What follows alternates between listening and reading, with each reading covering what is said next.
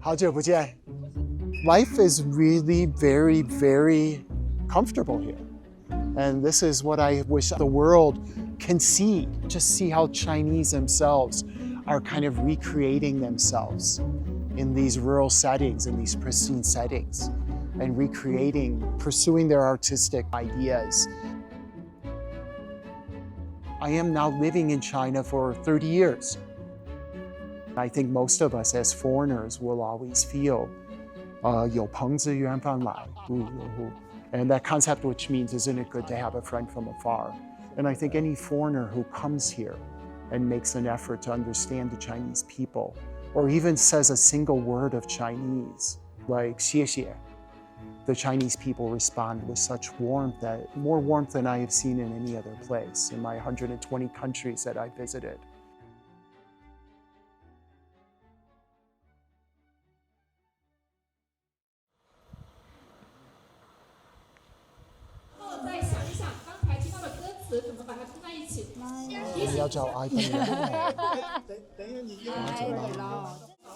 No, 不是这个，不是这个，这个是哦，它是不是那个 Country Roads?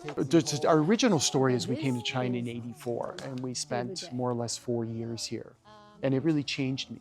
So I wanted to share that story with the outside world.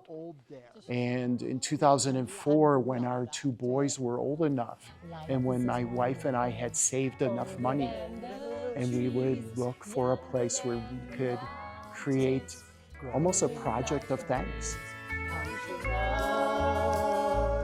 Take me home to the place I belong, West Virginia, Mountain Mama, take me home, country roads. So welcome to CGTN. Come on in. This is our first gate. This is the main gate. And it was influenced quite a bit by kind of Shanghai building in the 1930s. But as you enter this first gate, you enter the more traditional Bai style building. And this entrance is just spectacular, as you can see. The architecture and the Dali marble. As you know, the stone, for many people, the stone Dali, or the stone marble, is translated just as rock of Dali, Dali stone. It reflects so much of the artistic wealth and artistic creativity here in Dali, where they will find a slice of marble and they will choose it based on what does it evoke, what kind of spirit does it evoke, or landscape. So you can imagine 22 years ago how this felt when I came in here for the first time. We searched for 2 years to create our first, what we call the center, Linden Center. And the goal was to create a rural-based platform for learning. And that learning isn't just within our walls. More importantly, it's outside of our walls. We wanted to challenge initially foreigners who came to China to see that there was much more to China than just the big cities. The big cities are an important part, and probably the most important part of China. But there's a tradition that still exists in the rural areas that I feel is more connected. In this building, we have created 8 guest rooms. But what we did is we did not want to damage any of the existing wood. We wanted to do everything so everything could be repaired exactly how it was when this was built 80, 90 years ago. And we tried all the original colors. We didn't change anything. These are all original. We didn't paint it like brand new colors. We want the thing to tell a story. That story doesn't need me to add anything. So what I wanted to do was give them a fuller appreciation, a more comprehensive appreciation of China. And this is why we felt we had to create something in a historic building, in a rural village, where everything around you spoke about that richness of Chinese culture.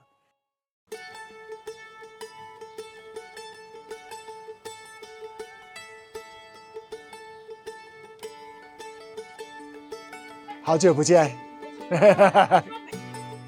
We're sitting in a small little old T-horse road caravanserai, a stop.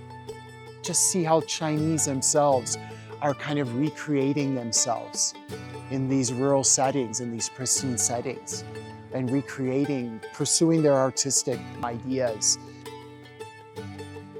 Ah. 太好了。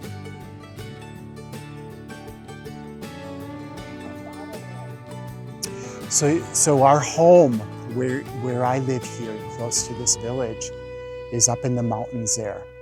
So the famous mountain of Shibao, Stone Treasure Mountain, is that peak way in the distance.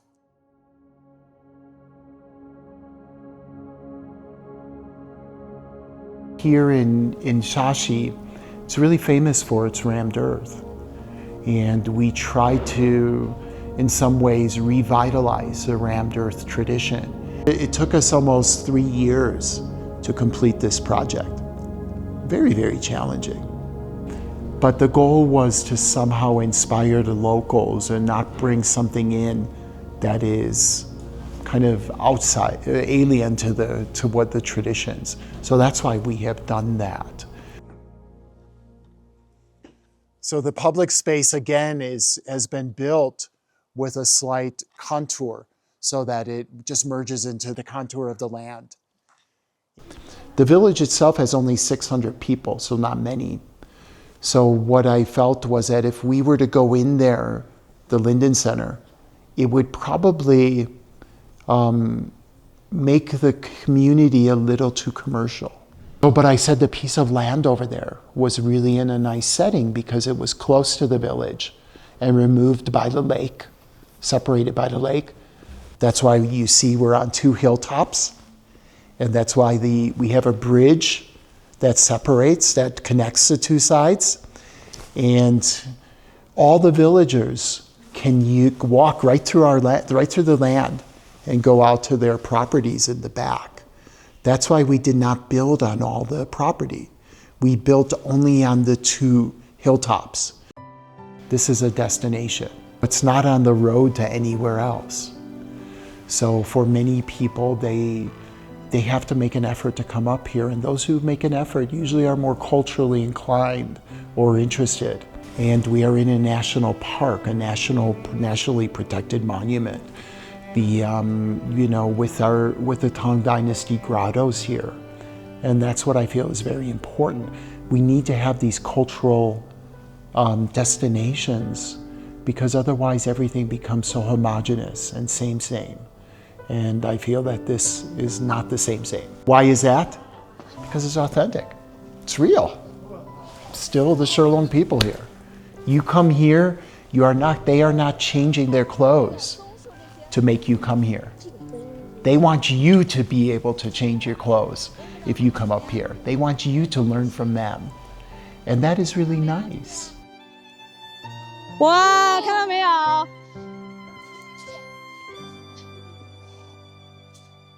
What I feel that in China in the last 20, 30 years is most of the opportunities have been in the big cities. So that many of the rural people maybe don't want to leave, but they leave because of financial reasons. And this is starting to change. I think that what we see now is with the government's investment in infrastructure, that we're seeing more people invest in these kind of communities, the improvements in medical, and to be honest, the convenience in these small villages almost makes it so similar to the outside world. So I feel like we as outsiders can should come into these places and we can contribute. And what I want to remind everyone is that this is possible.